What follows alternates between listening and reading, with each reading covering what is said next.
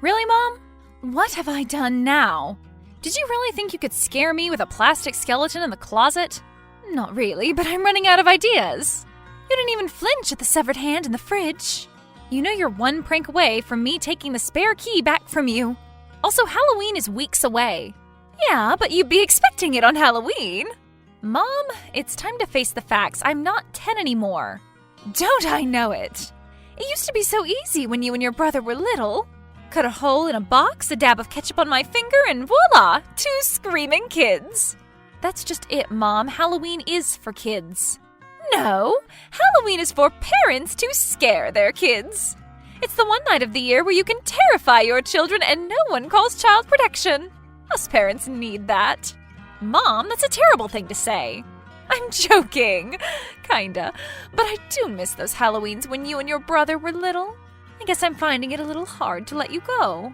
And unfortunately for me, there's an ocean between you and your other child. So I suffer while Michael gets to enjoy life in Europe with a fridge free from horror props. Them's the breaks, kid. You don't think maybe his crazy mom was a factor in him working abroad? Don't you miss the old days when your dad was still here and we decorated the house together and planned that year's big scare for you two? He had some great stories. Yeah, he did, but he couldn't beat you. I miss him too, especially this time of year. Maybe we need to think of some new traditions for Halloween, though. I get it. No more Halloween pranks. I'll believe that when I see it. What time do you finish work? In about half an hour. Fancy grabbing some ingredients and dropping by my place so we can have dinner together? There's not much food in the house. There's severed hand in the fridge. I already fed that to the skeleton. He needs to gain a few pounds.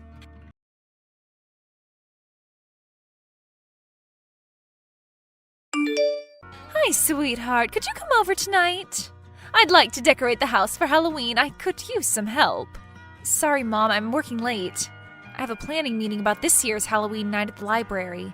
Fine, but if they find me unconscious on the lawn tomorrow at the bottom of my wobbly ladder, clutching a string of light-up eyeballs that I had to put up on my own, it will be on you. I'll take that risk. You will be around for Halloween night, though. Actually, I wanted to talk to you about that. I'll be all Halloweened out by the time work's done.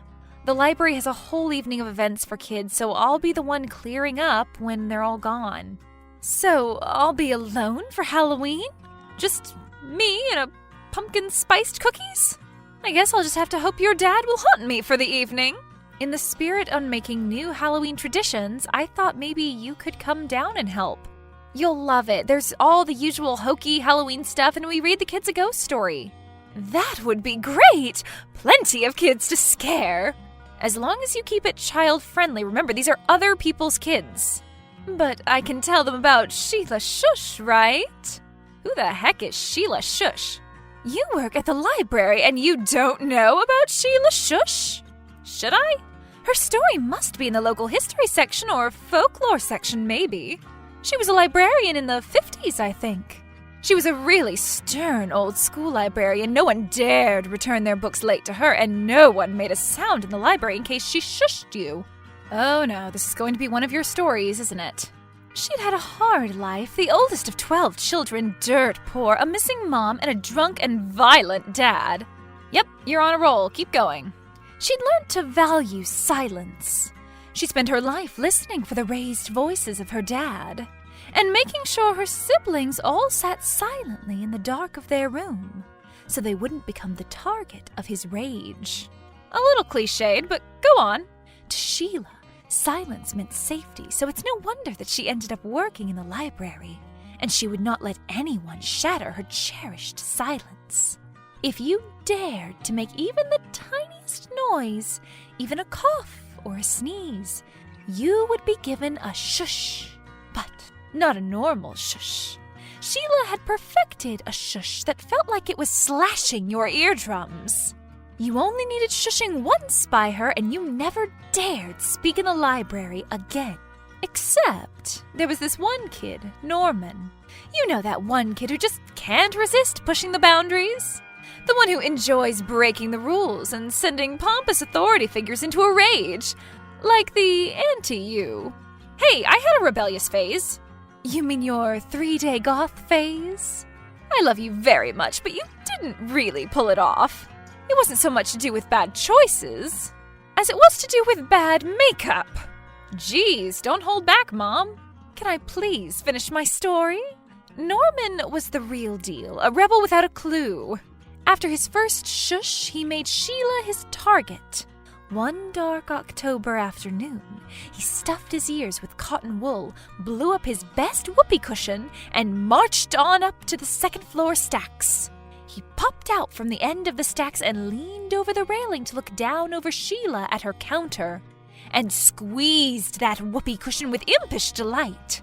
Impish delight? What's that, a candy for devils?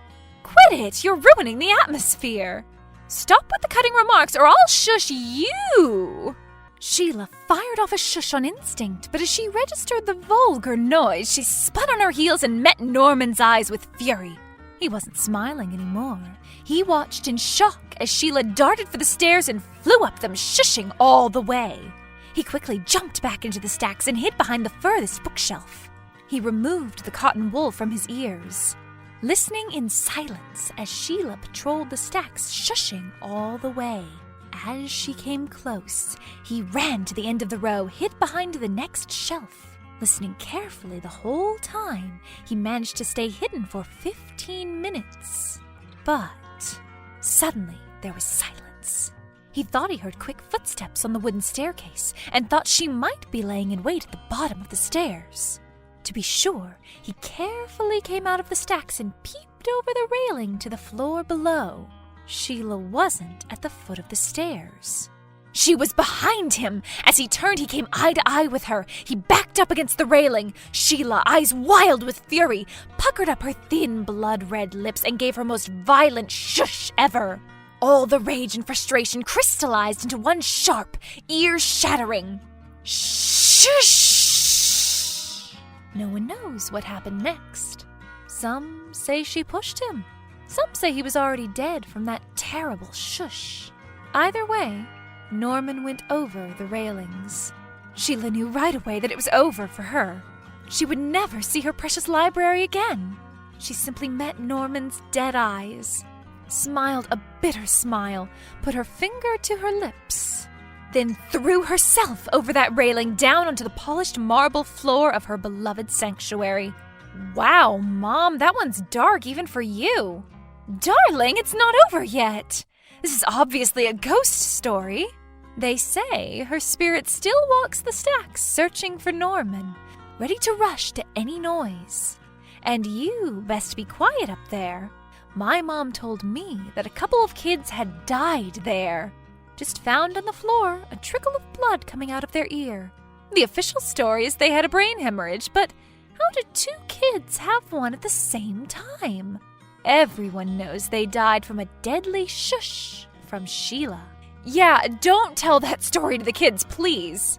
Did I scare you? I did, didn't I? Okay, Mom, you have officially given me the heebie-jeebies. Just a little, but yes, you win. You have Halloween scared me. Yay! I gotta go. See you on Halloween. Can't wait. And bring those pumpkin cookies. The kids will love them. That reminds me of a story. Mom, stop.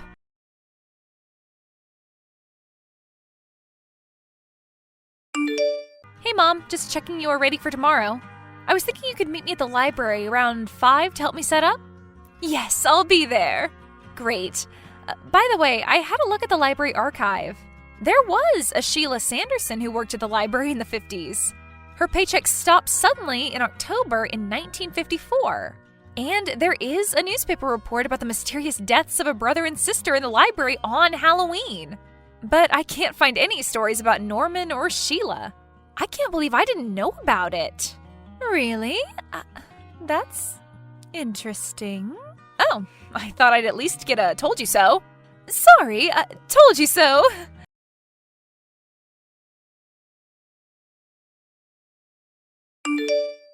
Hey, sweetheart, I'm at the library. I can't see you. Oh, hey, Mom, come upstairs. I'm in the reading room next to the stacks. Filling party bags. I could use a hand. Now she wants a hand. I put a lovely fresh one in your fridge and all you did was whine. Very funny. I'm on my way. This is going to be such a fun evening.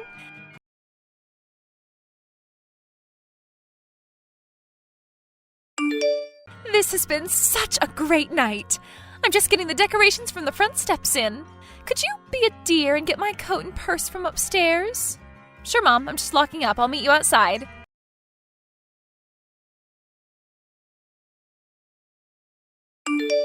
Well done, Mom. You got me. Yay! I did it! The skeletal librarian didn't really work, but turning the lights off just after I saw her did. I'm not that thrilled about you shutting down the power, though. This is an old building. Mom, you can come out. Mom, come out. I am out. Mom, please tell me that's you in the stacks. You win. I'm really freaked out. Great costume, by the way. Darling, I'm outside. Really? I think there's someone in here. I'm sure I just saw a woman at the end of the stacks. I'm calling the police. I'm coming in. You need to hide. Let me know where you are. I'm behind the reading desk at the far end. Mom, I can hear someone walking. Don't come in, Mom. No one is messing with my daughter. Mom, did you hear that? Someone shushed. Shushing Sheila shushed. I need you to stay very calm and very quiet. I'm hiding in the closet at the top of the stairs. I peeped out and I swear I saw a woman in old-fashioned clothes. She went into the stacks, but I can't have seen her. I made her up. But Mom, I saw the records. There really was a librarian called Sheila in the 50s. And those teenagers did die. Maybe it's a story I was told and I forgot. Or maybe your story became real. Halloween is the time for things like that to happen. But it's not like I'm a witch. I can just spin a good tale. Whatever is out there, I think it's best avoided. Make sure your phone is muted and dim. Already done. And we need to get out quietly. Do you think you can get to the stairs? Or should we wait for the police? Have you ever seen a horror film where the police show up and sort it out? Anyway, it's Halloween. I bet they get a lot of calls. Could be a while. I can't make it to the stairs yet. I think she's coming my way. Mom, the shushing is getting louder. Did you hear that? I threw a book and hid behind the shelf. Mom, she's coming your way. Hide. Quickly. I'm going to make a run for the stairs. Are you there? I didn't make it. I banged into the railing and it made a noise. She came running at me. Mom, it is her. She's so pale and her lips are so red and her eyes are so black. I had to hide under a reading bench. Mom, she's so close. She's going to find me. I threw another book, but I don't hear her coming. Is she near you? Are you there? She's standing right in front of me. I can see her feet. Sweetheart? Sheila? Sheila? Sheila? Shushing Sheila. Honey? Yes. What was that? Are you okay? Shh. I made her quiet. I have her phone. This is not your daughter. She's gone to turn the lights on. This is Michael. Your son Michael. Not the Halloween one. We wanted to give you the best Halloween prank and a surprise visit all in one. If you come out from behind the desk, you'll see that old lady is your son in a dress. You know me, Mom. Never could resist a bit of drag. Huh?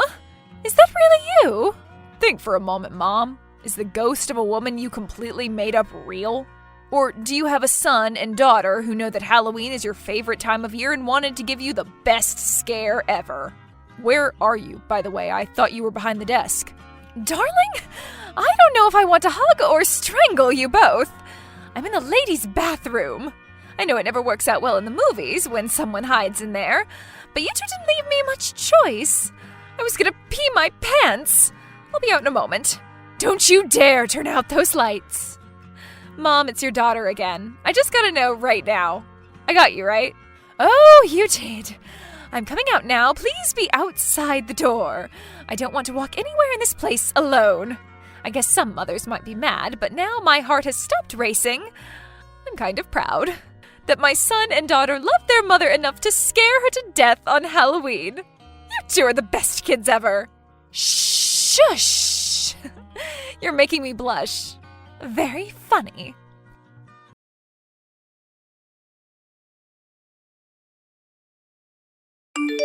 Hey, sweetheart, just letting you know I made it home okay.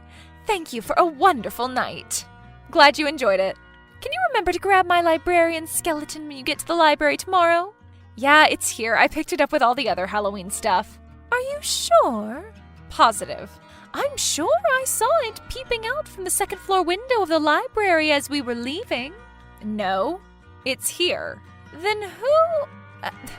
you know what? Never mind. I've had enough of shushing Sheila for 1 year.